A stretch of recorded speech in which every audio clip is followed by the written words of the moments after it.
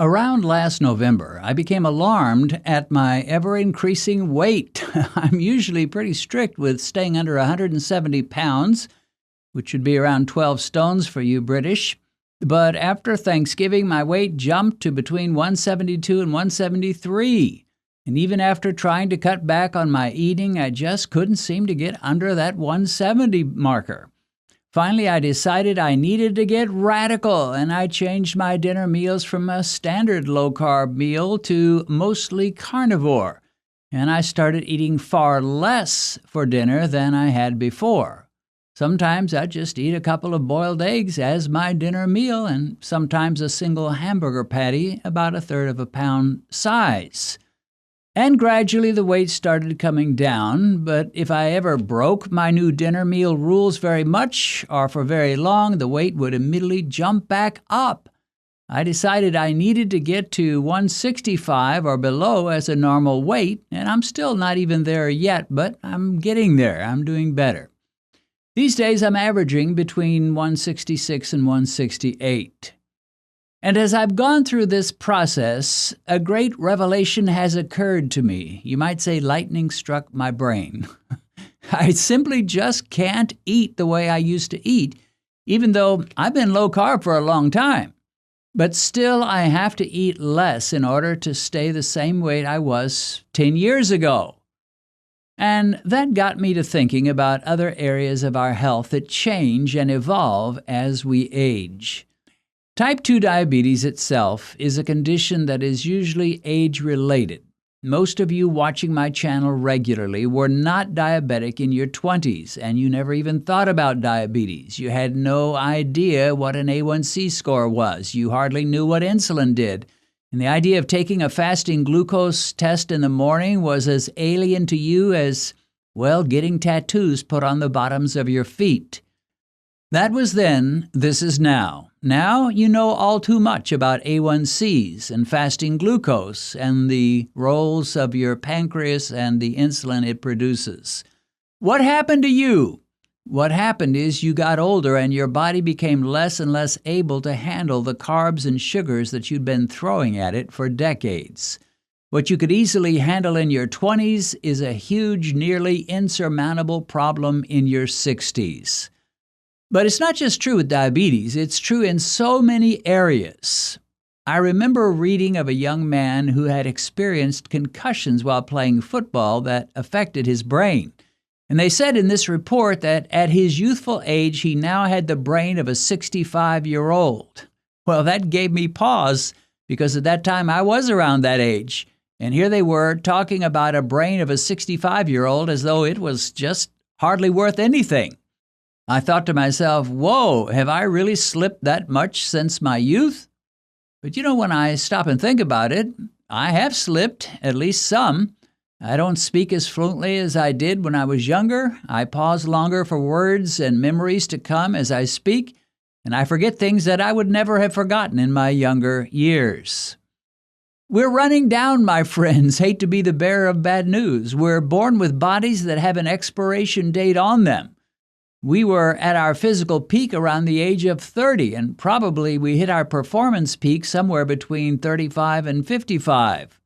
Now, some folks can indeed stretch this out a long way and still be quite productive into their 70s and 80s, while others, well, they're pretty much done by the time they hit 70.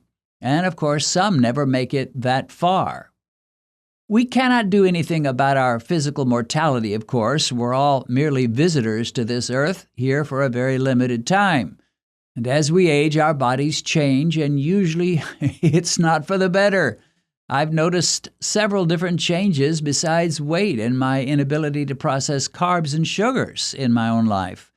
My sleep patterns have changed in the last few years. When I was younger, I could drink a big old cup of strong, regular coffee in the evening and fall asleep by 11 p.m. and sleep through the night. If I tried to do that today and had that much coffee, I would be up until probably 3 a.m. staring at the ceiling. I used to take a nap around 5 p.m. in my younger years, and I would need to set an alarm for fear that I would sleep an hour or more and then I wouldn't be able to sleep at night. But now I never need to set an alarm. If I take a nap in the daytime, usually the most I can ever sleep is about 15 minutes, and then I'll wake up on my own, no alarm necessary. And when I hear about young people sleeping until 9 or 10 in the morning, I just can't even imagine that. I couldn't do that if you paid me $1 million. I wouldn't be able to sleep past 7:30 no matter how long I stayed in bed. We are changing as we age, and the smartest thing we can do is to adapt to those changes. Positive thinking? Well, that may have some benefits, but there's no way you can think yourself back into your 25-year-old body. What we can do is adapt to those changes so that we can age gracefully and still function relatively well, even in our later years. I know most people consider type 2 diabetes a disease, but, I don't really think of it that way. I see type 2 diabetes more as an ever-increasing inability of the body to process carbs and sugars. Our bodies simply aren't as efficient as they once were in a lot of areas. I don't run as fast as I did at age 25, but I don't think of myself as having the disease of slowness. I'm just slowing down. I don't see as well as I did in my childhood, but I don't think of myself as having a disease of don't see very well-itis.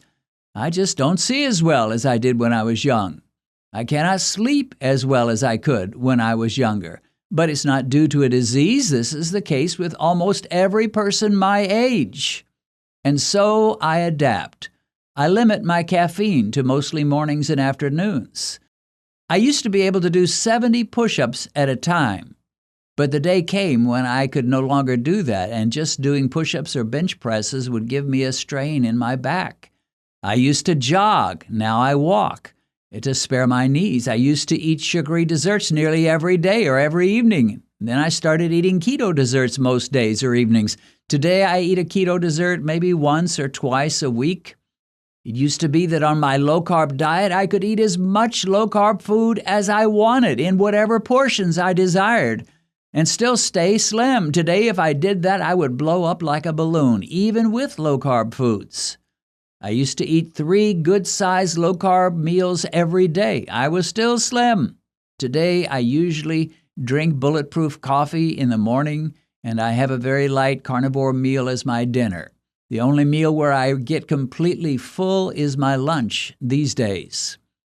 On the other hand, my glucose levels are excellent, and no doctor, after checking my A1C and my fasting glucose, would call me diabetic.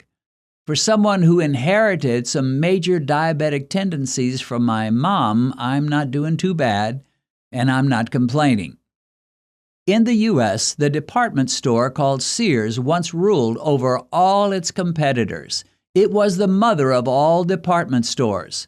And one of its great money-making branches was the famous Sears catalog. They sold just about everything you could think of from that catalog, including, believe it or not, even entire houses that would be dropped off at your lot in thousands of pieces, and boards and windows and doors. Sears had a special Christmas catalog that the children just drooled over and marked the toys they wanted and made sure Mom and Dad saw it. When the internet explosion came to America, converting that catalog into an online order service would have been the natural thing to do. And with Sears' enormous inventory, they could have done it easily. But they didn't have the foresight or the willingness to adapt to our nation's changing conditions. Instead, they watched as a young man named Jeff Bezos started selling books out of his garage and soon expanded his company to other products. Sears, well, they just kept doing what they'd been doing for the last 100 years. They kept depending on their brick-and-mortar stores and putting out their thick paper catalog. The idea of selling their merchandise online was just too radical for them, apparently. You know the rest of the story. Sears died a slow, agonizing death, and Amazon became the largest seller of merchandise the world has ever seen. If Sears had only learned to adapt and adjust to the changing times of the 1990s, you wouldn't be buying from Amazon. You'd be buying your stuff from Sears-azon. And so it is with your body and your life. Those who cannot adapt will get left behind. And of all the adaptations you're going to need to make as you age, there is perhaps no adaptation more important than the need to strictly limit the carbs and sugars you put in your mouth and to watch your glucose levels carefully. You didn't have to do that when you were 20. I know that. I didn't either. But you need to now. Being careful to monitor and limit your glucose peaks, making sure you have a good A1C score in the 5s, making sure your fasting glucose never goes much beyond 100 milligrams per deciliter, around 5.5 millimoles, is not fanaticism. It's a reasonable response to the aging process, and it is just about the most valuable thing you can do to extend your healthy years as you finish your course and avoid multiple hospitalizations and the need for numerous medications. Merck Manuals reports almost 90% of older adults regularly take at least one prescription drug. Almost 80% of them regularly take at least 2 prescription drugs, and 36% take at least 5 different prescription drugs. My mom, at the last stages of her life, was taking 5 different blood pressure meds every day, along with a diabetic med and a very strong pill for osteoporosis. Sears could not adapt to the changing times, and it cost them. I guess they were just too big, too old, and too arrogant. But you sir, you ma'am, you can adapt. The evidence is mounting every day that the greatest adaptation you can make is not to take extra vitamins or buy costly pills with extracts from vegetables and fruits. The greatest physical change you can make toward good health and extending your years is to conscientiously control your blood sugar levels. One of the things I've heard so many times from people who've adopted this kind of lifestyle and seen a tremendous breakthrough in their blood sugar levels and in their health is this. They say, I feel better than I did 20 years ago or 30 years ago. And I can say the very same thing. Back in the late 1990s and early 2000s, I was a mess. I suffered from painful arthritis in my hands. I had UTIs, frozen shoulders, irritable bowel syndrome, and frequently felt like I was about to pass out, eating every 2 to 3 hours just to make sure I didn't faint. And I was in my 40s and early 50s then. And here I am today doing so much better than in those days. Yeah, I know I look older, and I know I cannot put off the inevitable end of my days, but at least for now, I'm enjoying good health and a good life. Don't be like Sears. Adapt, adjust, modify your lifestyle, and enjoy the benefits of healthy and happy old age. For most of you, you can achieve this in 4 simple changes. Number 1, eliminate sugar from your diet. Number 2, eliminate grain products and drop your daily carb intake to under 70 grams of carbs per day. Number 3, eat only 2 meals per day. And number 4, stop snacking in between meals and in the evenings. No, this won't give you your 25-year-old body back, but it just might make you feel better than you have in the last 25 years. And you will probably extend your healthy years. And maybe at the end of your days, what the Bible says about Abraham might apply to you. Then Abraham breathed his last and died in a good old age, an old man and full of years, and was gathered to his people. I want you to know that I have another YouTube channel. It's called by my name, Dennis Pollock, and on this channel, my wife Benedicta and I teach the basics of the Bible in a simple, user-friendly fashion. Normally, on Mondays, I post what I call a video devo, in which I take various Bible topics and share scriptures to help you understand the subject a little better. On Thursdays, I post Bible studies by Benedicta and me as we sit at our dining room table and discuss various portions of the scriptures. We cover book studies and Bible character studies. So catch me on Mondays sharing devotional talks, and Benedicta and me on Thursdays as we study the greatest book in the world, the Bible. Check in the description to find a link to our Bible teaching channel, which is called by my name, Dennis Pollock.